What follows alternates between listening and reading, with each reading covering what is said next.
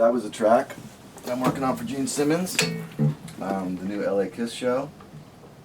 And I'm using the Silent Sister. And I've got 3 tracks going on. Using the Ross Hogarth double Royer mic thing, or the Royer mic and the SM57. Nice and tight. A little on the bright side. But nice and focused with the good harmonics. And on the second side I've got the Royer. I like creamy bottom end. And then I blend them together.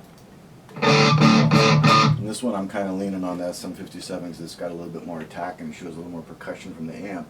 And then I always record a dry track, which is just going through 11 right now. It sounds kind of like meh.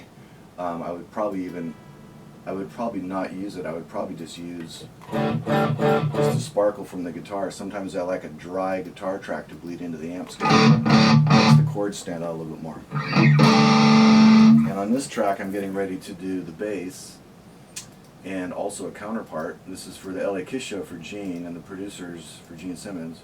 The producers really don't like solos.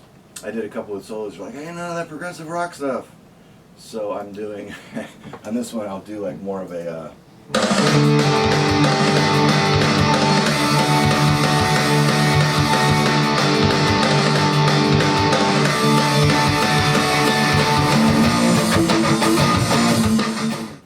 the one thing I like about the Silent Sister is far from like what a software does. Even if I were to dial this in, it would never have any punch. And I'm using the Silent Sister and I'm getting all this great. Got a delay on that now, I'll take that off. But you really hear the attack that you don't get from software. So it's a pretty simple signal chain. You got your tube amp, you got your Celestian Gold and your Rivera Silent Sister with the Royer R121 and SM57? Exactly, 121 and SM57. And I'm fortunate, and you don't have to have need preamps. I'm grateful that I do. I got some Brent Averill News and they're going. But I'm not really, I'm rolling a little bit of low end off the mic. There's not much EQ on, I think. Ross Hogarth's kind of my hero. I think I use his boost. I think I do like a little 3K or something, just to brighten up the Royer. And you found that the Silent Sisters sound like an open air environment? Like it doesn't give you that closed there's a lot cabinet sound? It doesn't have any of the closed compression. The thing is, every instrument has limitations, and I think the porting on the Silent Sister works really, really good if you're sensible. Like if you have a 100-watt amp and you're blasting the thing, even a cabinet that's open air in a small room will compress and not sound good. You need to let things breathe. I think there's a sweet spot that I look for on any instrument that I own, whether it's a Silent Sister, a limiter, or a microphone. And the sweet spot for me is getting just a good volume that breaks up right, and at that point it sounds exactly like a live cabinet. I'm not getting any volume. Now if you're going to be the guy that's going to go, hey, I can hear it, and I've got my amp up all the way, it's going to be a little compressor, you're going to hear it a little bit in the next room, but we have it. I'm tracking here, the Silent Sister is 6 feet away from me, and it's not in a closet, all I'm hearing is a speaker, and I'm getting a lot of air. I've got a 100-watt amp going into it, but I'm being reasonable. I've got it at about, on 2. I'm balancing it so it sounds right. So I think the porting in the Silent Sister makes the compression pretty much go away, as long as you're using it properly. I think it's pushing out the bass. I'm hearing the bass come out, I'm not hearing build up. And I did a test with an open cabinet, and I didn't hear any difference. Yeah, going from being a rock touring guy and then coming into doing TV music, I really kind of leaned on software for a long time because of the fact that it was so convenient. I could plug it in, I could adjust it and change it. But I was really never happy with the sound because I was used to like real live amps and variety of amps and really playing live and getting it. And when I got turned on to the Silent Sister, it was 5 or 6 months ago when I finally got one in here and plugged in. It was like all that tone came back that I've been kind of missing. So I've really been going for the best of both worlds, but because I do have a direct signal, maybe even to reamp through another amp, I can plug a software piece in, but I've got 2 tracks always going from Silent Sister, my Royer, my SM57. Now my other Silent Sister, I have a 414 up here and a 57 on it because I like the 414, it's a wide diaphragm, and because the Bluebell is in the other cabinet, I felt it got even more of a Voxy sound. I don't know, people have mic'd the Vox with the 414 because it's a wide diaphragm, really gets that bell sound. But we're splitting hairs at that point because, even even with one Silent Sister, I mean, like I was just playing you these bell-like sounds. You're not getting that ever out of a software. And you mentioned we're going to show the Silent Sister's right behind you. It's just right behind this rack of crazy gear that I have, and it's got a bunch of crazy gear stacked on top of it. And I'll kind of walk this with you. There you go.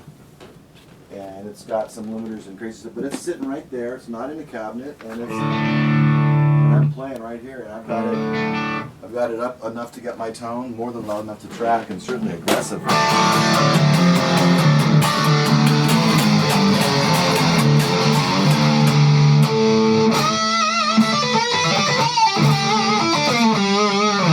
It gets, pretty much anything I would want sound-wise. And I would imagine as a composer, you have to be very versatile and play all sorts of styles for whatever they need, correct? Everything. I mean, it's like today is the LA Kiss Day. I'm doing some drop D tuning on this particular one. It felt kind of football and rock, and that's what that show's about. I'm still doing the True Tory for Lifetime, and it's basically, there's just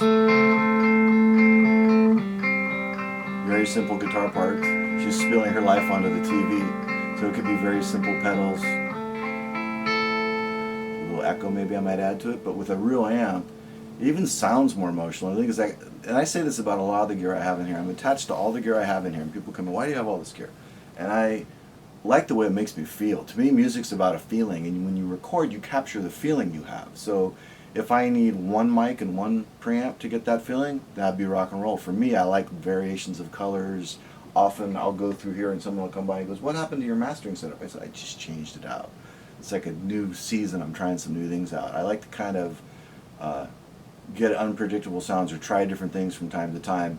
And the one thing about having a real mic'd sound is I could do the same thing. I could swap my mics out. I could go, hey, maybe I don't want to do a Royer and a 57. Maybe I'm going to put an RE20 in there, or take my 47 and put it over the top and leave the cabinet open and get loud for a day. I mean, to me, it's all about how you feel when you're recording.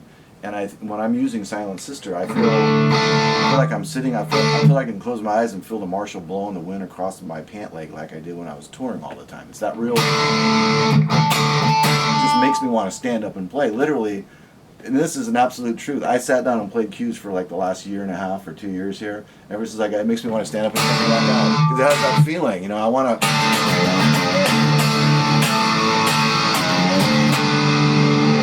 Les Paul, the other guitar, has a setting where I can make feedback happen. In the beginning of this one, I'll like stand up and make it feedback to the Silent Sister and get a nice feedback loop. And it is, I'm really couldn't be happier with it. It sounds better than I expected it to sound, honestly, because I tried other silent cabinets and it was, they were good, I could hear the mic.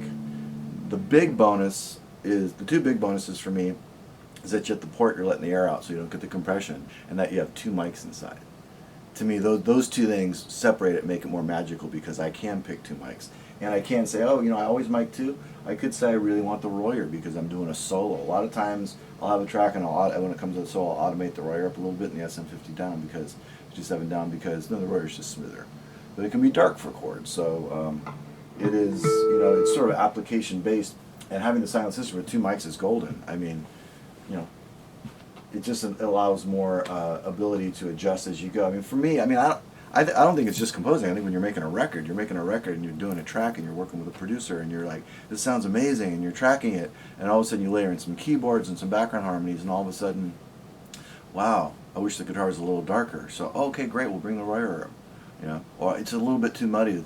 Instead of EQing things, I mean, the big trick that I've learned from hanging around with a lot of big engineers is EQ as little as possible and use your microphones. Because you're not creating any phase, you're not adjusting anything. So two really good mics inside the Silent Sister, and you've got a lot of options when you go to mix. And it feels, it feels great. I want to play and not talk.